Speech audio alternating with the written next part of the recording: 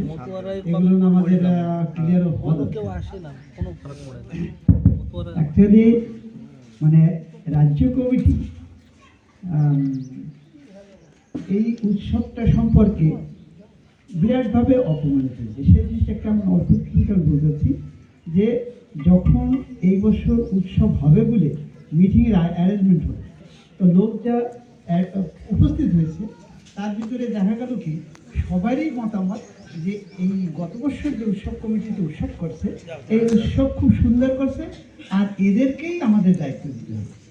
এবং এই কমিটির উপরে দায়িত্ব দেওয়ার পরে এই কমিটি সেই দায়িত্ব নেবে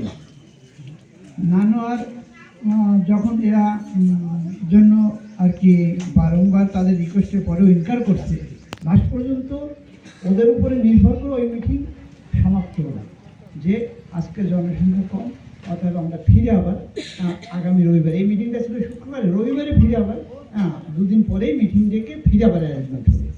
এবং যখনই পরবর্তীকালে সেই রবিবারে মিটিংয়ে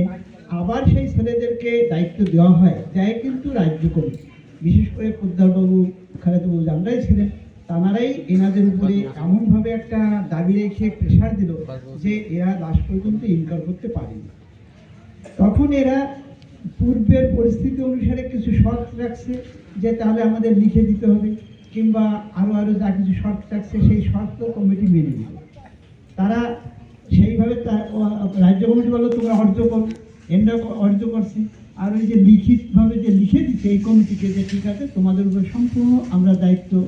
নির্ভর করলাম, তোমরা এবছর উৎসব করো। তো এনাদের কিন্তু লিখে দিছে, সেটা কিন্তু মোবাইলে করে শোনাইছে যে এরা লিখে দিছে ঠিক আছে আমরা রাজ্য কমিটির তরফ থেকে তোমাদের দায়িত্ব দিলাম। সেই লিখে দেওয়ার পরে রবিবারে মিটিং হলো, তারপরে রবিবার ছেলেরা মিটিং দিল যে কাকে কোন কার দায়িত্ব নিভাবে এবং সেইভাবে সমস্ত দায়িত্ব বন্টন করে কাকে আনবে তাদের সঙ্গে, মানে কলকাতা থেকে যারা প্রোগ্রামে আনবে, কে পাম্পলেট তৈরি করবে, কে কাট আনবে, কে সাফ করবে, সব কিছু নিয়োজন তৈরি করে এরা বাড়ি গিয়ে অনেক অর্ডারও হয়ে গেল। মঙ্গলবার রাত্রিবেলা ফোন আসলো আমাদের এই কমিটির অধ্যক্ষ গৌরবের কাছে যে তোমরা যেখানে যে পর্যন্ত পৌঁছেছ ওইখানে থেকে, কারণ মা ফোন করছে যে আমি আসবো, যাদের উপরে দায়িত্ব দেবো তারা উৎসব করবে, উৎসবের দায়িত্ব কাউকে দিতে পারবা। এর আগে কিন্তু মা এই রাজ্য কমিটির উপরে দায়িত্ব দিছে, রাজ্য কমিটি দায়িত্ব নিভাইছে, কিন্তু যখন এই কমিটির উপরে দায়িত্ব দিল তখন এই পরিস্থিতি হলো। তাহলে মা মঙ্গলবারে আসলো, সেখানে এই কমিটিকে বয়কট করে দিল এবং মা তখন মানে জানে যে রাজ্য কমিটিতে মল্লিকবাবু শরীর খারাপ, সে আসবে না, পোদ্দারবাবু উনি ডিসপেন্সারি থেকে আসবে না, তাহলে আমি পূর্বে তাদের দিয়ে চালাইছিলাম, তাদের হাতেই চলবে। উনি বলল রাজ্য কমিটিতে করবে, তোরা মল্লিকের শরীর অসুস্থ, তোরা যুধিষ্ঠিরকে সেই স্থানে রেখে কাজ করে। কিন্তু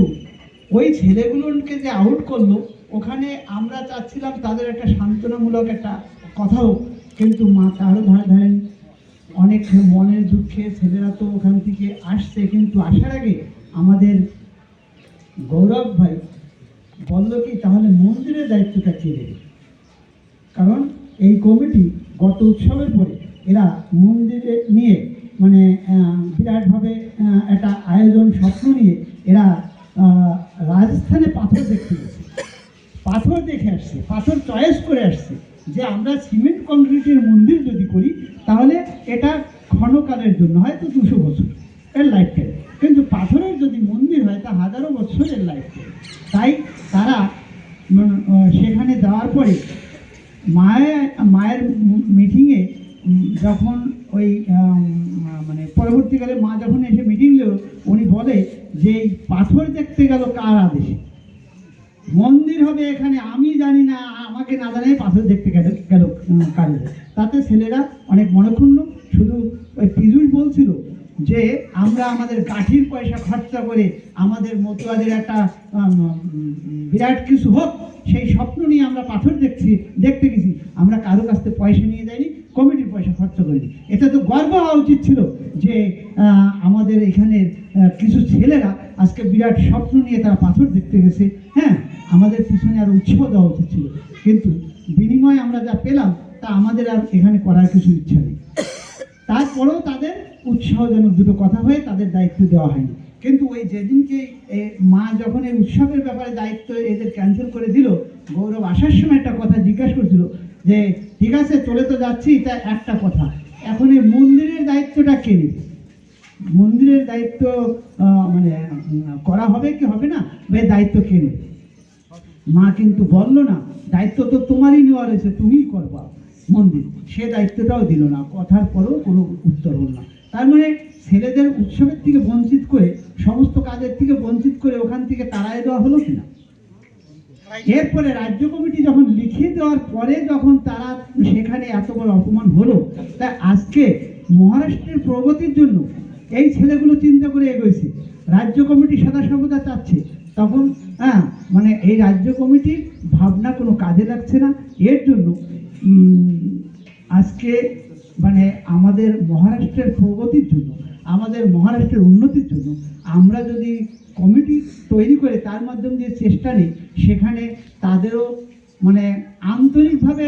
তারা আমাদের শুভেচ্ছা জানাবে। এটা তারা যে এই পরিস্থিতি আছে সেই পরিস্থিতির উপরে। আর আমরা বারবার একটা কথা বলছি যে আমাদের ধামের প্রতি কোনো নেই, আমাদের ঠাকুর বাড়ির কোনো প্রতি নেই, কিন্তু আমরা আজ দীর্ঘ জায়গাটার ব্যাপারে 4-5 বছর ধরে জোরালোভাবে সংঘর্ষ হচ্ছে, এবং সেটা কিন্তু পূর্বে রাজ্য কমিটি যে চেষ্টা করে আসছে, তারা ফেলোয়ার হওয়ার পরে তারাই ছেলেদের দায়িত্ব দিচ্ছে যে আমরা তো পারছি না, তোমরা এবার একটু চেষ্টা